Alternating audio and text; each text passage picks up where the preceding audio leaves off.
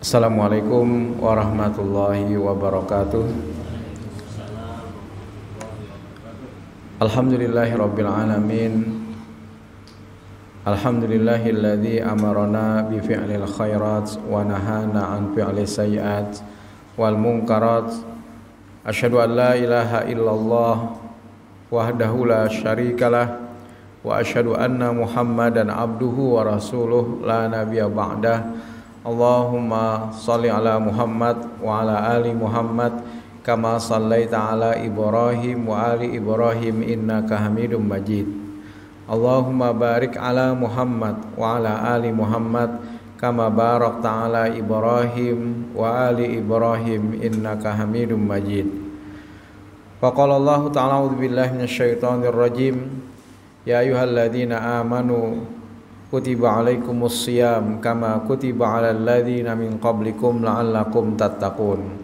Ya ayyuhalladzina amanu taqullaha wa qulu qawlan sadida yuslih lakum a'malakum wa yaghfir lakum dzunubakum wa may yuti'illah wa rasulah faqad faza fawzan azima. Amma ba'du. Bapak-bapak, ibu-ibu, hadirin wal hadirat jamaah subuh Musalla Miftahul Jannah rahimani wa rahimakumullah. Shaimin wassaimat rahimani wa rahimakumullah. Puji dan syukur marilah bersama-sama kembali kita panjatkan kehadirat Allah Subhanahu wa taala atas limpahan segala nikmat dan karunia-Nya jualah, sehingga pada kesempatan sampai detik ini kita masih diberikan oleh Allah kesehatan, termasuk juga adalah kenikmatan untuk bisa mengisi Ramadan di tahun ini dengan sebaik-baik amal. Ini adalah merupakan menjelang memasuki puluhan terakhir. Sebentar lagi kita akan keluar dari puluhan yang kedua untuk memasuki puluhan yang ketiga dari bulan Ramadan ini. Maka mudah-mudahan kita pun bisa memanfaatkan momen-momen menjelang garis finish dan tentunya dengan sebaik-baik amal.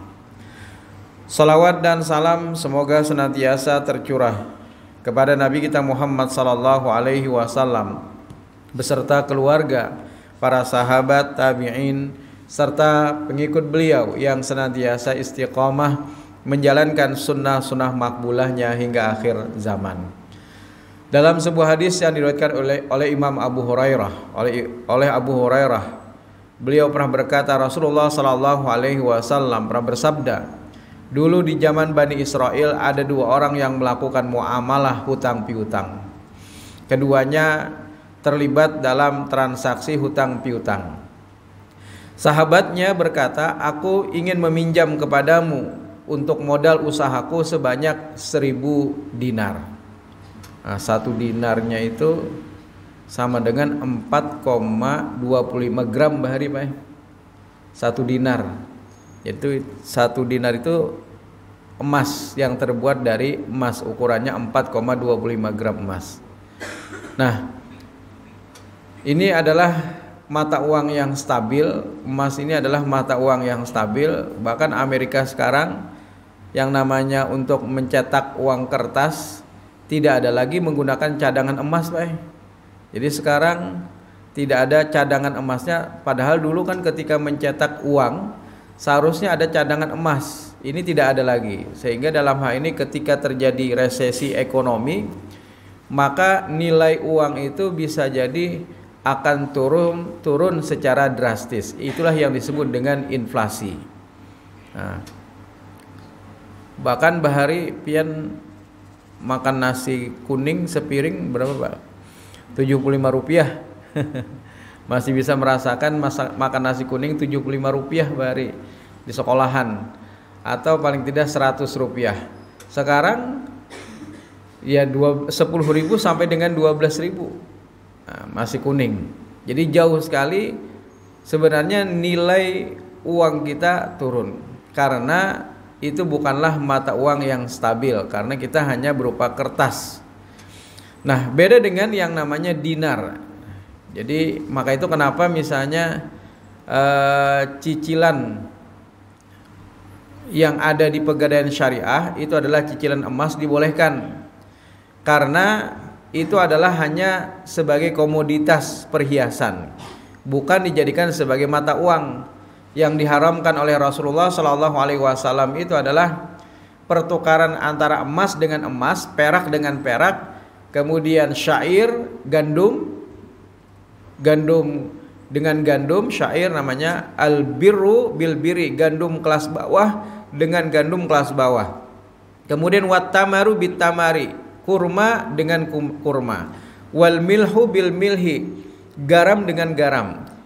Tidak boleh dipertukarkan kecuali kalau sejenis. Nah, kalau sejenis misalnya hutang emas 10 gram, maka bayarnya juga harus 10 gram.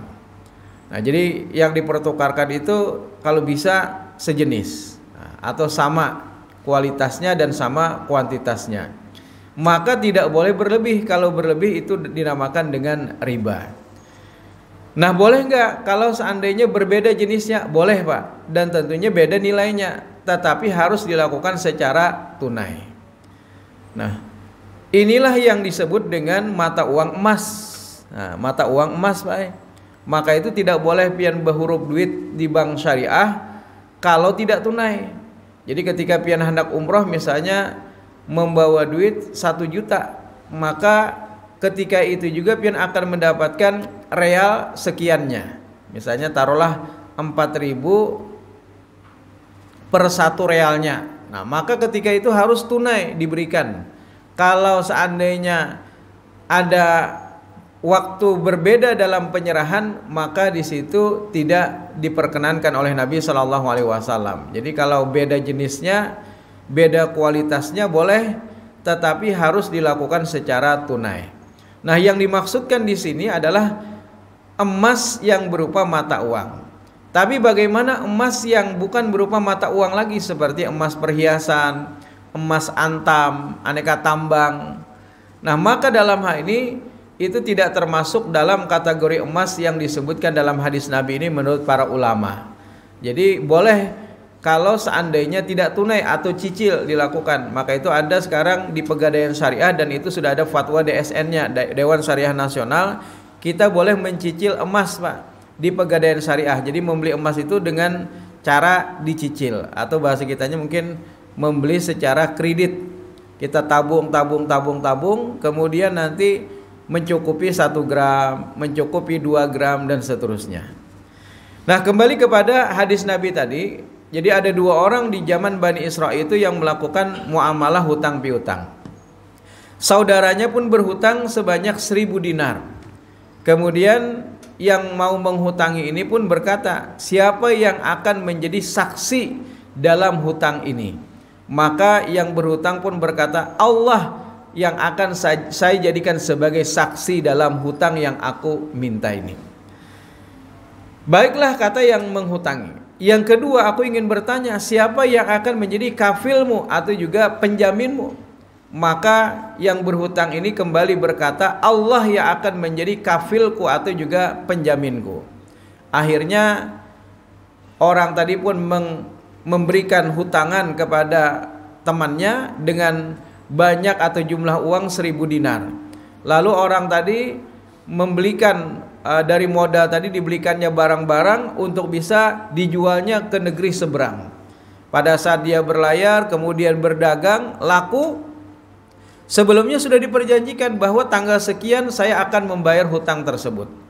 Nah, pada saat orang tadi sudah menjual barang-barang yang dimilikinya dan ludes habis, kemudian dia ingin kembali ke kampungnya dan ingin membayar hutang yang telah dia pinjam kepada saudaranya. Tapi pada saat itu ternyata tumpangan atau kapal tidak ada. Karena sudah berjanji Allah sebagai saksi dan Allah sebagai penjamin, maka mau tidak mau orang tadi harus menepati janjinya, Pak. Nah, disinilah sebenarnya hikmahnya dari hadis ini. Jangan mudah-mudahnya kita mengucapkan bersumpah atas nama Allah. Wallahi, billahi, tallahi. Jadi sumpah itu bisa dalam bahasa Arab diawali dengan huruf waw, demi Allah. Bisa juga diawali dengan huruf billahi, huruf ba. bisa juga diawali dengan huruf ta, tallahi. Itu sama artinya. Nah, disinilah pentingnya bagi kita untuk bisa mengambil hikmah dari cerita ini. Pertama tadi, orang yang berhutang itu atau juga orang yang berjanji itu harus menepati janji, Pak. Jadi kalau bersumpah, apalagi misalnya sumpah jabatan di bawah Al-Quran lagi, kadang-kadang hanya pintar untuk mengucapkan sumpah wallahi, demi Allah, Pak. Karena setiap orang yang diambil sumpahnya harus mengucapkan demi Allah. Jadi kita tidak boleh bersumpah itu dengan nama selain daripada Allah. Misalnya demi nenek moyangku atau demi bapakku, itu tidak boleh, Pak, diharamkan. Jadi kita hanya boleh bersumpah atas nama Allah Subhanahu wa taala. Orang-orang Quraisy di masa lalu bersumpah demi Lata, demi Uzza, demi Manat, itu adalah berhala-berhala. Itu diharamkan di dalam Islam. Jadi kita hanya boleh bersumpah atas nama Allah wallahi. Tapi konsekuensi dari sumpah itu berat, tidak mudah untuk diucapkan, dan dia harus melaksanakan akan sumpah yang telah dia ucapkan. Yang kedua, kadang-kadang juga kita mensalah artikan insya Allah, Pak. Nah, ini insya Allah kadang-kadang kita hanya menjadikan itu sebagai tempat untuk menghindari janji. Jasidin, nah aku berundangan Jasidin, isuklah ikam hadir. Nah, ternyata orang itu tidak mau untuk menghadirinya. Nah, kada nyaman kalau misalnya langsung bepadah, aku kada tulak. Nah, maka dengan cara apa? Lalu diselipkan dengan kata-kata insya Allah. Nah, insya Allah lah jar. Padahal sebenarnya dalam hati kada hendak baik menghadiri. Jadi insya Allah itu hanya digunakan sebagai penutup dari ketidaknyamanan. Nang disahuti ini juga bepadah juga, Pak. Insya Allahnya Indonesia ke Arab jar. Memang ada beda antara insya Allah Indonesia dengan insya Allah Arab. Insya Allah itu hanya satu, bahwasanya dia berjanji untuk bisa menepati. Kalau seandainya ada halangan, qadarullah, misalnya dia ada sesuatu yang menghalangi sehingga dia tidak bisa menepati janjinya, maka Allah akan mengampuni dosanya. Nah, pada saat dalam surah Al-Kahfi disebutkan ketika Rasulullah SAW ditanya oleh orang-orang Quraisy tentang Ashabul Kahfi, maka Nabi pun menjawab, inni fa'ilun dzalika qada. Aku akan melakukan, maksudnya aku akan menceritakan itu besok, kata Nabi. Jadi besok aku akan ceritakan. Pada saat itu Nabi tidak mengucapkan insya Allah. Ternyata besok hari ditunggu-tunggu, wahyu tidak kunjung datang. Tidak turun wahyu kepada Rasulullah SAW. Besok harinya ditunggu juga belum datang wahyu. Maka setelah itu datanglah wahyu dari Allah yang menyebutkan bahwasanya wala taqulanna li syai'in inni fa'ilun dzalika ghadan. Janganlah engkau wahai Muhammad mengatakan bahwasanya aku akan melakukan besok hari, illa ayyasha Allah, kecuali engkau mengucapkan insya Allah terlebih dahulu. Nah, ini mungkin juga adalah sebagai pelajaran bagi kita umat Nabi Muhammad, bahwa ketika kita diperjanjikan maka siogianya kita mengucapkan insya Allah. Karena kadang-kadang baik ya pasti lepas daripada janji. Misalnya berjanji jam 7, sekalinya jam 7 lewat 5 itu sudah lepas dari janji, Pak. Amun jam 7-an, nah itu bisa lewat, Pak. Jam berapa jar? Jam 7-an. Jam 7-an itu bisa tak jam setengah 8. Kadang-kadang kita seperti itu. Paham-paham aja sudah, amun ada tuh an-annya itu. Nah kita misalnya berjanji jam 7, misalnya jam 7, ternyata lewat 5 menit, maka Allah akan hapuskan dosa dengan apa yang kita perjanjikan itu dengan kita mengucapkan insya Allah. Atau kita berjanji misalnya bertamuan kena di muka musala Miftahul Jannah, sekalinya malah bertemuannya di muka pasar sana, Pak. Nah ini juga lepas daripada janji. Maka itu seseorang ketika berjanji maka ucapkanlah insya Allah, tapi jangan jadikan tameng insya Allah itu sebagai penutup dari ketidaknyamanan. Nah, yang memang dia berniat tidak hadir atau tidak ingin menepati janjinya, itu namanya bukan insya Allah, tetapi dia memang ingin mengkhianati janji tersebut. Nah, Bapak Ibu sekalian yang dirahmati Allah, ketika orang tadi sudah berjanji, Allah sebagai saksinya, Allah sebagai kafil atau juga penjaminnya, maka mau tidak mau dia harus menepati akan janjinya, Pak. Padahal pada saat itu tidak ada kapal yang bisa membawanya menuju pulau seberang untuk bisa mengembalikan hutangnya. Maka pada saat itu dikisahkan dalam hadis ini, orang tadi pun memasukkan uang sebanyak 1000 dinar ke dalam plastik. Kemudian setelah itu diikatkanlah ke kayu, ke batang kayu yang kecil. Kemudian setelah itu dia lemparkan ke tengah lautan. Ya Allah, karena aku sudah menjadikan engkau sebagai saksi dan aku menjadikan engkau sebagai penjaminku, maka sampaikanlah hutang ini. Setelah itu ternyata beberapa hari kemudian ada kapal atau tumpangan. Akhirnya orang tadi pun bisa berlayar untuk menemui sahabatnya yang telah menghutangi. Setelah itu sampai ke tempat tujuan, kemudian dia langsung menemui sahabatnya yang telah menghutangi. Kemudian dia memohon maaf, wahai saudaraku, aku berjanji bahwasanya aku akan menepati janjiku terhadapmu dalam pembayaran hutang tanggal sekian. Tetapi karena pada saat itu tidak ada tumpangan yang bisa membawaku menuju pulau ini, maka akhirnya aku pun pada saat itu tidak bisa untuk melakukan pembayaran atas hutangku. Maka apa kata sahabatnya, Pak, yang menghutangi? Sesungguhnya engkau telah membayar hutangmu sebanyak 1000 dinar. Karena beberapa hari yang lalu aku pergi ke pantai dan aku menemukan ada uang yang terikat di batang sebuah kayu. Nah, kemudian alhamdulillah kata orang yang berhutang tadi, ternyata itulah khasiat Allah akan memudahkan seseorang ketika seseorang itu sudah berjanji. Ketika seseorang itu ingin menepati janji, maka Allah akan mudahkan baginya, Pak. Nah, wah ini Pak, kadang-kadang mudah berhutang tapi ngalih membayar. Nah, berhutangnya mana aja tapi ngalih membayarnya. Bahkan kesana kemari sudah ditagih. Nah, atau pada saat ditagih ke rumah, padahal kan ya abah kareda. Dan segala macam alasan-alasan. Padahal kan hutang ini adalah sesuatu yang bisa membuat atau memberatkan seseorang untuk bisa masuk ke dalam surga. Maka itu ketika mayit itu meninggal dunia, biasanya mau disolatkan, maka ahli waris pertama dalam sambutannya memohon maaf. Jikalau almarhum atau almarhumah ketika hidup ada kesalahan, kehilapan, baik itu kepada tetangga atau juga sanak famili dan segala macamnya. Yang kedua adalah ucapan terima kasih.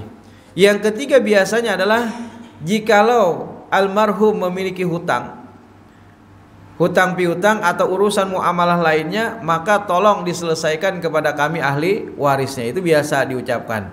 Agar apa? Agar ketika orang itu meninggal dunia, maka dia tidak ada tanggungan hutang yang dibawa sampai di alam kubur.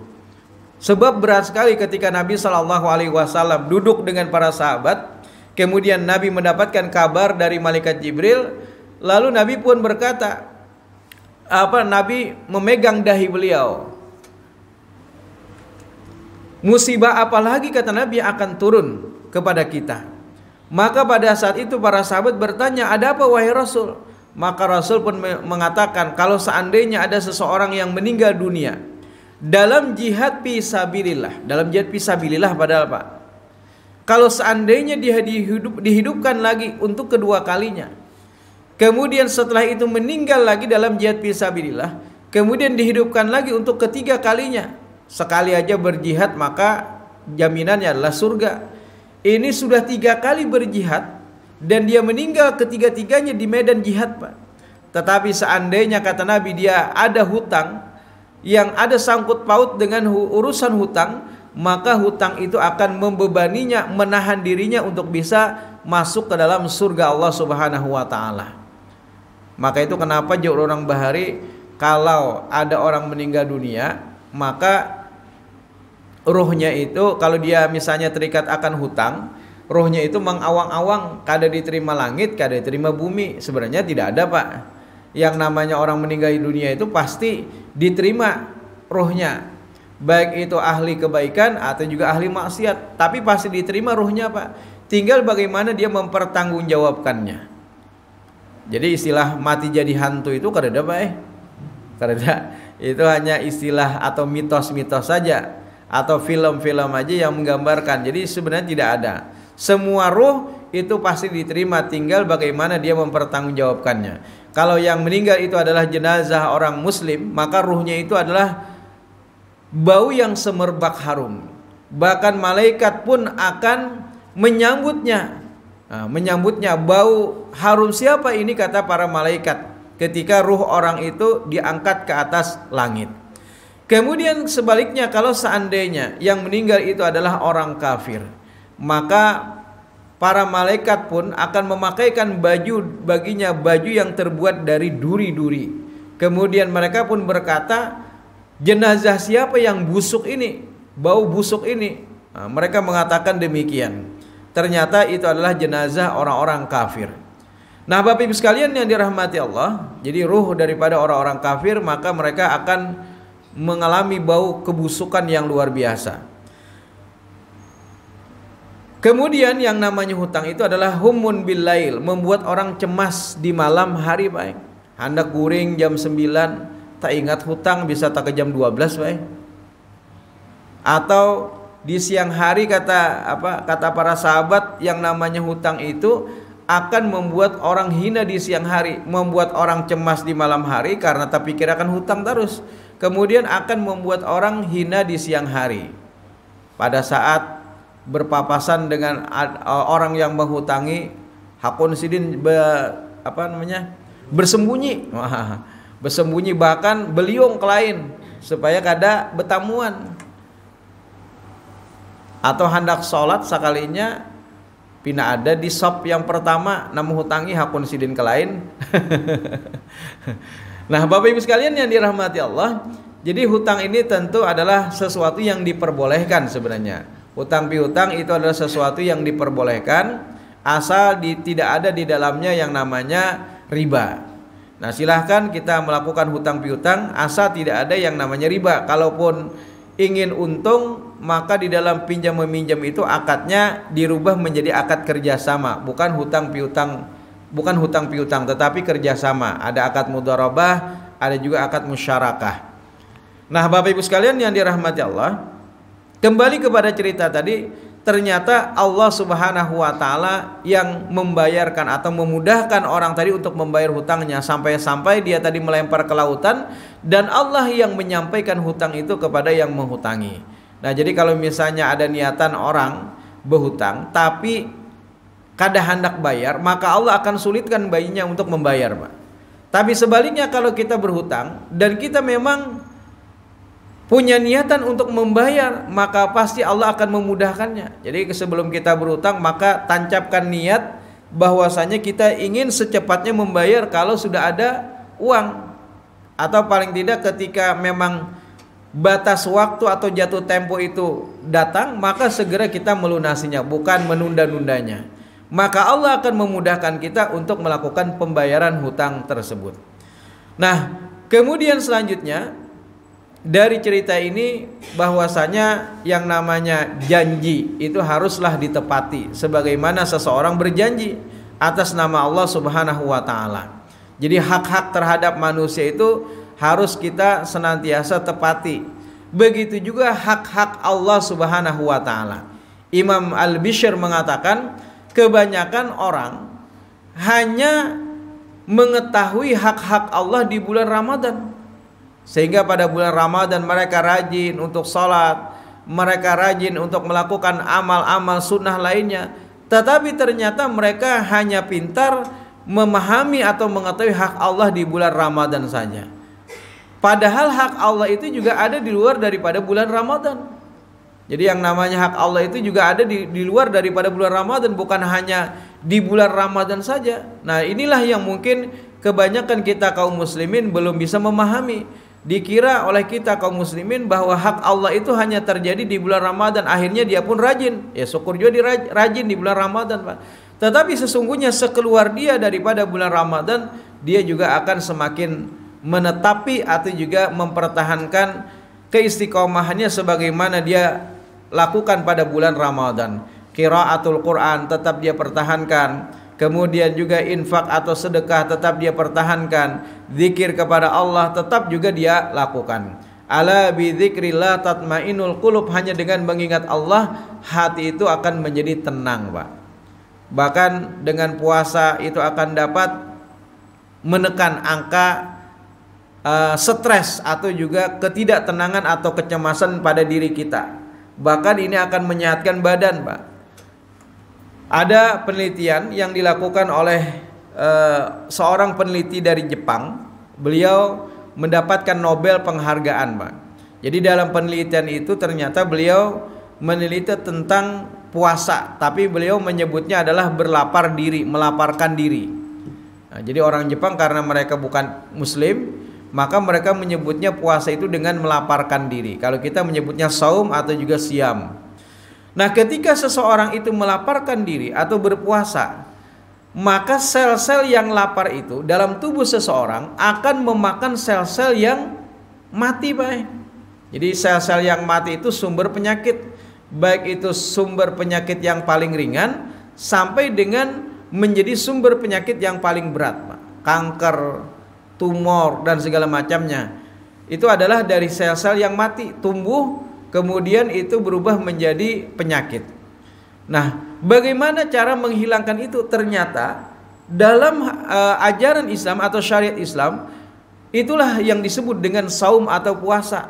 Jadi dengan melaparkan diri, sel-sel yang lapar itu akan memangsa atau juga memakan. Nah, memangsa mungkin bahasanya terlalu kasar. Memakan sel-sel yang mati, Pak. Jadi dimakannya sel-sel yang mati. Akhirnya ketika seseorang itu berpuasa, maka dia akan terbebas daripada penyakit. Nah, jadi dengan dia berpuasa itu akan menyehatkan dirinya karena sel-sel mati dalam tubuhnya itu kian hari kian berkurang.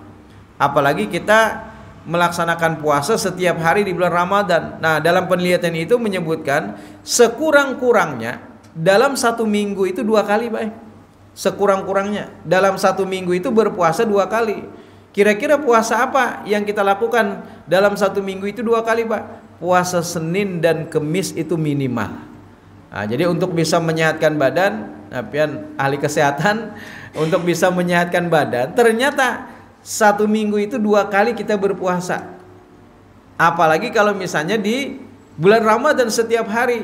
Nah, kalau di luar Ramadan mungkin dengan puasa 2 hari atau mungkin juga ayyamul bid, tiap-tiap bulan itu 3 hari, atau yang lebih lengkap lagi misalnya yaitu dengan puasa Daud, sehari puasa sehari berbuka. Kata Nabi apa? Sebaik-baik puasa adalah puasanya Nabi Daud. Sebaik-baik sholat malam itu adalah sholat malamnya Nabi Daud. Bagaimana puasanya Nabi Daud? Puasa Nabi Daud itu adalah sehari puasa, sehari tidak puasa atau berbuka. Besoknya puasa lagi, besoknya berbuka, dan seterusnya.